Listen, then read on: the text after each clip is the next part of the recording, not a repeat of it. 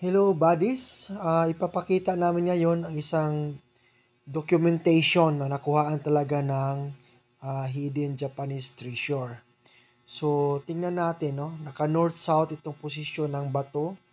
Then sa norte andyan ang mini waterfalls. So north, din sa south itong bato na inaapakan ko sa harap.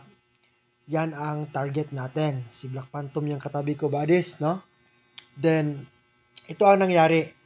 So, chinecheck natin ng Japanese one, mayroon siyang gold ionization. Then, may binary code. Napansin nyo yung dot saka 1, 1, 0. So, meaning yan, one item, no? Isang item, isang object na tinatago sa loob. So, kung papansinin natin yan, yan. Naka-fix yan eh. Then, yung parang cemented siya na stone. Okay. So, ang hugis niya talaga, buddies, para siyang kukuro or heart marker. Okay.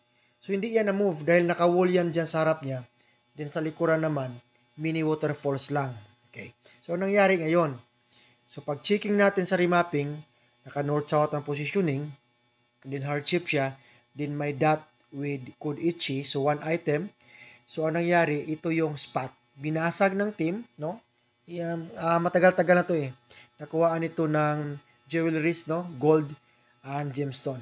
Okay? Thank you for watching and Bansai.